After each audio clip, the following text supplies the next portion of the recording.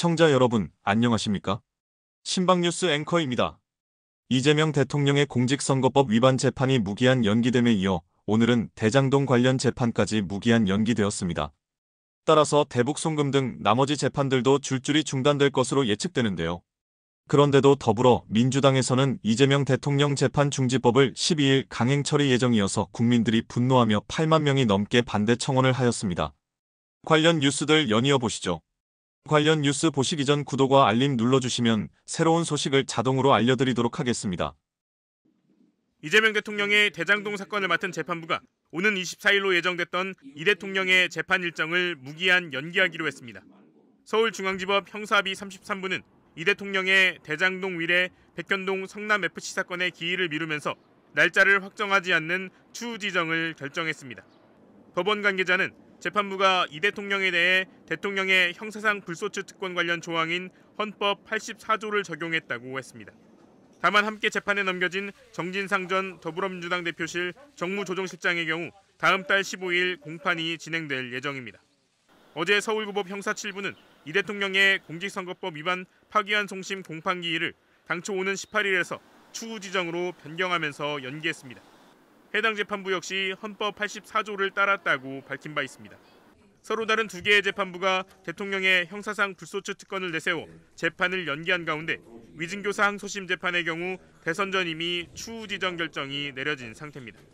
이에 따라 쌍방울 대북송금, 법인카드 사건이 걸린 수원지법 재판부의 결정만 남은 상황인데 상급법원인 고등법원에서 헌법 84조에 대한 해석을 내린 만큼 이를 준용할 거라는 관측이 나옵니다. 자, 보신 것처럼 이재명 대통령의 이 파기환송심은 연기됐지만 민주당은 예정대로 이번 주에 대통령 당선 시 형사재판을 멈추는 법 개정을 추진하겠다는 방침입니다. 정권 초에 논란을 정리하자는 차원인데요. 법안 개정에 반대하는 국회 청원도 8만 명을 넘어섰습니다. 조민기 기자입니다.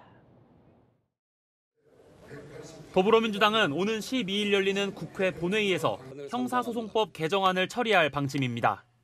오늘 이재명 대통령의 재판 연기와 별도로 대통령 선거에서 당선된 피고인의 재판 정지를 법으로 명문화하겠다는 겁니다.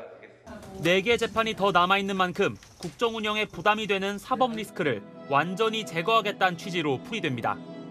조승래 수석 대변인은 개별 재판부마다 각자 자의적으로 판단을 한다면 곤란하지 않겠냐며 개정안 처리를 보류할 사유가 아니다라고 밝혔습니다.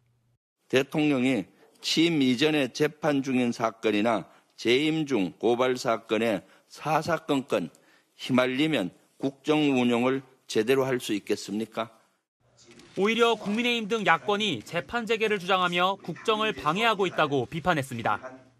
국민에 대한 사죄가 우선인 정당이 국가 정상화를 위해서 노력하는 대통령을 처음부터 발목 잡는 모습이 참으로 후안무치합니다. 이런 가운데 개정안 처리에 반대하는 국회 청원도 8만 명을 넘었습니다. 5만 명의 동의를 받으면 소관 상임위원회에 자동 회부되는 만큼 관련 논의가 이뤄질지 주목됩니다. 야당이 대통령 면소법이라고 비판하는 공직선거법 개정안은 12일 통과는 보류하며 속도 조절에 들어간 모습입니다.